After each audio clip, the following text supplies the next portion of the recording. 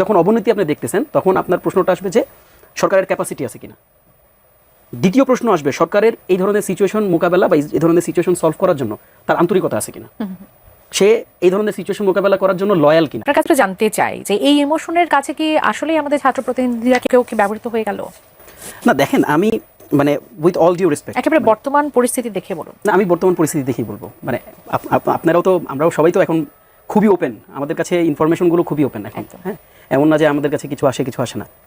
আর আমাদের বিজ্ঞ আলোচক তিনি যেটা বলেছেন এটা আমি দেখেন এটা তো আমার কাছে মনে হয় যে উনি ওনার অ্যাঙ্গেল থেকে যখন বলছেন উনি তো ওনার ওপিনিয়নটা দিবেনই, দেওয়াটাই তো স্বাভাবিক। যেমন ওনার কাছে মনে হচ্ছে উনি 1 মাসের মাথায় এটা আন্ডারস্ট্যান্ড করেছেন যে সরকারে যাওয়া তাদের জন্য ঠিক হয়নি। That's very fine. বাট আমি ওভারঅল আমার কাছে যেটা মনে হয় যে দেখেন, আসলে একটা রাষ্ট্রের কাছে আমরা আসলে মানে এত কুইকলি কতটুকু কীভাবে পেতে পারি।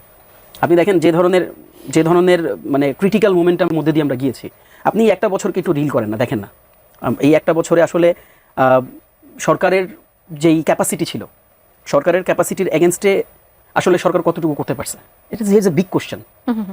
আমরা তো আসলে আইন শৃঙ্খলার অবনতি আমরা দেখছি, আমরা we are the living witness, আমরা দেখছি। এখন আপনি আসলে ওই আইন শৃঙ্খলার যখন অবনতি আপনি দেখতেছেন তখন আপনার প্রশ্নটা আসবে যে সরকারের ক্যাপাসিটি আছে কিনা। দ্বিতীয় প্রশ্ন আসবে সরকারের এই ধরনের সিচুয়েশন মোকাবেলা বা এই ধরনের সিচুয়েশন সলভ করার জন্য তার আন্তরিকতা আছে কিনা, সে এই ধরনের সিচুয়েশন মোকাবেলা করার জন্য লয়াল কিনা। আপনি এই ধরনের প্রশ্নের সাথে আপনাকে ডিল করতে হবে। কারণ দেখেন, গণঅভ্যুত্থান পরবর্তী একটা রাষ্ট্রে আপনি পৃথিবীর সকল রাষ্ট্রের ইতিহাস আপনাদের ঘেটে দেখেন, গণঅভ্যুত্থান পরবর্তী ইতিহাসে মানে যে কোনো রাষ্ট্রেই আপনার মারাত্মক রকম মানে আপনার সোশ্যাল ক্রাইসিস আমরা দেখি, মানে ডিফারেন্ট লেভেলের আমরা দেখি, মানে আপনার ডিপ্রেশন দেখি। হ্যাঁ, দিস আর ভেরি কমন। কাজে দেখেন এইগুলোকে ডিল করাটা মানে খুবই টেকনিক্যাল। কাজে আমার কাছে যেটা মনে হচ্ছে যে হ্যাঁ, কিছু জায়গায় তো ডেফিনেটলি আমরা অনেক বেশি মাত্রায় হচ্ছে সরকারকে ফেল করতে দেখছি। বাট আমার কাছে কখনো এটা পার্সোনালি মনে হয় নাই যে সরকারের আন্তরিকতার কোথাও অভাব ছিল। যেমন দেখেন, আমি একটা ছোট্ট এক্সাম্পল দিই। মানে আমরা তো প্রচণ্ড রকম হতাশ হই। যেমন দেখেন, আপনি 5 আগস্টের আগে আপনি ইকোনমিক যে সিচুয়েশন কী ছিল, অর্থনৈতিক অবস্থা কী ছিল আমাদের, আমরাই তো নিউজ পড়ছি প্রত্যেকদিন পত্রিকা খুলে যে ব্যাঙ্কগুলো দেউলিয়া হয়ে যাচ্ছে, ব্যাঙ্কগুলো তারল্য সংকট দেখা দিচ্ছে, আপনার এখানে রিজার্ভ নাই, হ্যাঁ, আপনার ফরেন রিজার্ভ কমে আসছে, আগামী 3 মাস আপনার কাছে মানে আপনার মানে ইম্পোর্ট করার যে ক্যাপাসিটি সেটা মিট করার মতন আপনার কাছে কারেন্সি আছে অনলি 3 মান্থসের। হ্যাঁ, সেটাও আমরা প্রত্যেক দিনই আমরা বড় টাইমলাইন দেখতাম কোথাও এলসি বন্ধ করে দেওয়া হয়েছে, কোথাও লাক্সারি আইটেম ইম্পোর্টের এগেইনস্টে হচ্ছে এমবার্গো দিয়ে দেওয়া হয়েছে। তো এখন আপনি ব্যাংকিং খাতকে কোথায় দেখতেছেন? এখন আপনি ইকোনমিক্যাল অ্যাসপেক্টে যখন আপনার ল্যান্ডস্কেপে যখন আপনি বাংলাদেশকে দেখেন, সেটা আসলে কোন জায়গাটাতে আছে? এখন দেখেন, আপনি কি অর্থ উপদেষ্টাকে এসে দেখেন কোথাও বিরাট বড় বক্তব্য দিতে? অর্থ উপদেষ্টা কখন আইসা বলে যে আমি এটা করে ফেলছি, ওইটা করে ফেলছি, হ্যান করে ফেলছি, সে বলে না। আমরাও তো বলি না। আমি কেন বলি না? আমি বলতে গেলে আপনারা আমাকে বলবেন যে দেখেন কিংস পার্টি সারাদিন খালি সরকারের গুণগান গায়, কিন্তু এটা তো সরকার আর কিংস পার্টির ম্যাটার না, সরকার এবং এনসিপির ম্যাটার না। এই গণঅভ্যুত্থানকে তো আমরা সবাই অন করছিলাম।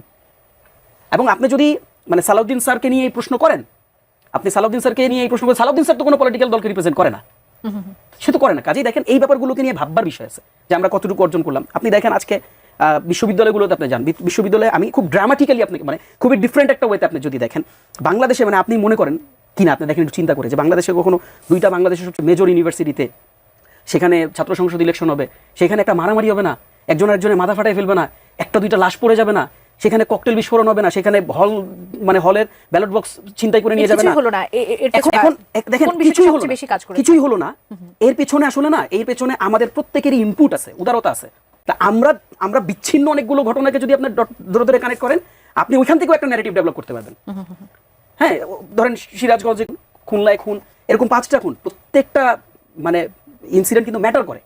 আমি এগুলোকে জাস্ট মানে অন্য কোনোভাবে দেখতে চাই না, বাট এই 5টা খুন নিয়েও তো আপনি ন্যারেটিভ ডেভেলপ করতে পারেন। এর এগেনস্টে বাংলাদেশের রাজনীতির কালচারে যেটা বিরাট পরিবর্তন ঘটে গেল, সেটা কেন আমরা বলবো না? সেটা তো আমাদেরকে বলতে হবে। আপনি ডাকসুর পরিবর্তনের কথা বলেছেন, আমি একটু ডাকসুর পরিবর্তনের কথা একটু স্নিগ্ধা ম্যামের কাছ থেকে একটু শুনে আসি, কারণ অনেক কিছুই ঘটে গেছে সেখান থেকে। আমি একটা ব্যাপার জাস্ট ছোট করে বলে রাখি, আমি ম্যাডামের সাথে খুব হাইলি এগ্রিড যে বাংলাদেশের যে ইমোশনের পলিটিক্স, ইটস মানে ভেরি ক্রিটিক্যাল, এবং ওই জায়গাটাতে আমাদের সকলের কাজ করার সুযোগ আছে, এটার সাথে আমার কোনো দ্বিমত নেই। বাট ইয়েস, আমরা একটা বড় পরিবর্তনের মধ্যে দিয়ে গেছি। ডাকসু ইলেকশনের বিষয়টা একটু জানতে চাই, পরিবর্তন সেখানে কি দেখতে পেলেন আপনি, আর কেন আসলে সরে যেতে হলো শেষ মুহূর্তে, সেটি নিয়ে একটু জিজ্ঞেস করি, এবং সেই সাথে পরের প্রশ্নটা পরে আসছি।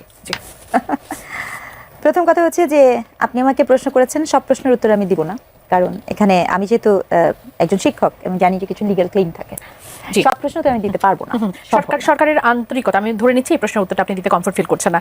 সরকারের আন্তরিকতার কথা তিনি বলেছেন, ক্যাপাসিটির কথা বলেছেন, সেখান থেকে যদি জিজ্ঞেস করি, আন্তরিকতার অভাব ছিল না। তাহসিন রিয়াজ বলেছেন মাইকে ঘোষণা দিয়ে কুমিল্লার 4 মাজারে আবারও হামলা হয়েছে, ভাঙচুর, অগ্নিসংযোগ হয়েছে।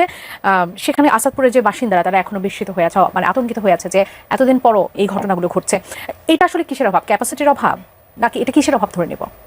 না দেখেন, তাসিন রিয়াজ বলেছেন, সরি রিয়াদ ফুল নাম, হ্যাঁ, তো রিয়াদ। রিয়াজ, রিয়াদ, আপনি হ্যাঁ, প্রথমেই রিয়াদ। ঠিক বলেছেন। জি, আচ্ছা তো ও যে কথাগুলো বলেছে সেটা ওর জায়গা থেকে, আমাদের তো পার্সপেক্টিভ ডিফারেন্ট, আর্গুমেন্টেড। এখন একটা কথা বলি যে ও যেভাবে বলছে দেখছে, আপনি যেমন ওই যে ডাকসুর কথা বলছিল না, যে কোনো একটা ককটেল বিস্ফোরণ হয়নি ইত্যাদি ইত্যাদি, আমার কাছে মনে হয়